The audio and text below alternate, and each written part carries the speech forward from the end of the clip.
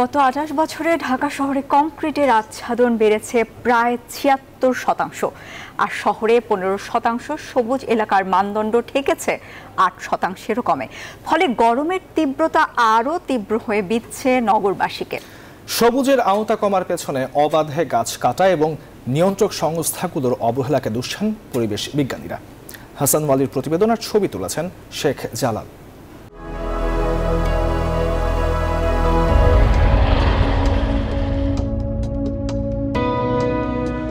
গ্রীষ্মের তীব্র খরতাপে পড়ছে দেশ।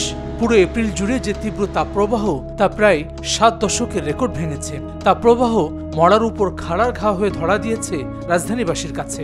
ইট পাথরের শহরে তাপমাত্রার চেয়েও অনুভূত হচ্ছে কয়েক ডিগ্রি বেশি, যাতে নাভিশ্বাস এখন নগর জুড়ে। ২ কোটি মানুষের ঢাকায় জীবিকার তাগিদে বের হওয়া ক্লান্ত শ্রান্ত নাগরিকদের একখণ্ড অবসরের জায়গা মেলায় ভার। দিনকে দিন ঢাকার সবুজকে হটিয়ে জায়গা করে নিয়েছে ইট পাথর। ফলে বাহারি এসব ভবনে জমে থাকা গরমও এসে বিচ্ছে খেটে খাওয়া মানুষের শরীরে। লোকালাইজ কোনো এটাকে রিমিডি করতে পারে না, হ্রাস করতে পারে না। সেক্ষেত্রে এই জন্য আমাদের গরমের যে অস্থিরতা এটা অনেকটা বেড়ে যায়। আন্তর্জাতিক মানদণ্ড অনুযায়ী একটি শহরের বসবাসের যোগ্য হতে বৃক্ষ আচ্ছাদিত বা সবুজ এলাকা কম করে হলেও ১৫% প্রয়োজন। কিন্তু রাজধানী ঢাকায় এখন ৮%-এর বেশি নেই সবুজ এলাকা। অন্যদিকে ৮২% এলাকায় কংক্রিটে ঢাকা। বিকাশে কম খরচে ক্যাশ আউটের লিমিট বেড়ে ৫০,০০০, প্রিয় এজেন্টও ২টা।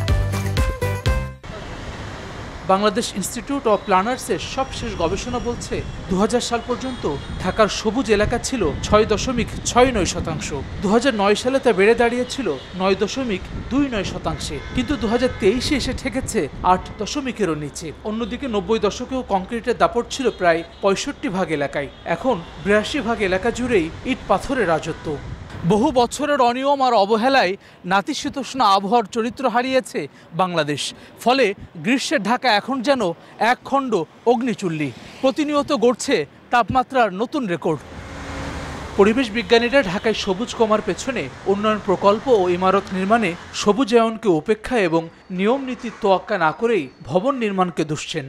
কারো মাথা থেকে এটি পরামর্শ আসছে না যে গাছ একান্তই যদি কোনো নির্মাণ কাজ, উন্নয়ন কাজের জন্য বাধা হয়, সেই গাছটিকে যে অন্য জায়গায় স্থানান্তর করার মাধ্যমে একে রক্ষা করা যায়, এই কনসেপ্টটাই এখনো পর্যন্ত আমরা ইন্ট্রোডিউস করতে পারি নাই। প্রাকৃতিক ভারসাম্য রক্ষার্থে সমন্বিত পদক্ষেপ এবং আইন অমান্যে শাস্তি জোরদারের পরামর্শ উদ্ভিদ বিজ্ঞান বিভাগের এই শিক্ষকের। পলিউটার্স পে প্রিন্সিপাল, যারা পলিউশন তৈরি করবে তারা যদি পারমিশনের বাইরে যদি পলিউশন তৈরি করে, প্রতি টন প্রতি লিটারের জন্য জরিমানার ব্যবস্থা রাখতে হবে। অস্ট্রেলিয়ার কার্টিন বিশ্ববিদ্যালয়ের এক গবেষণা বলছে, সবুজ এলাকা বাড়িয়ে নিয়ন্ত্রণ না করা গেলে আগামী ২০ বছরে ঢাকার তাপমাত্রা বাড়বে আরও অন্তত ৫ ডিগ্রি সেলসিয়াস। হাসান ওয়ালি, নিউজ 24, ঢাকা।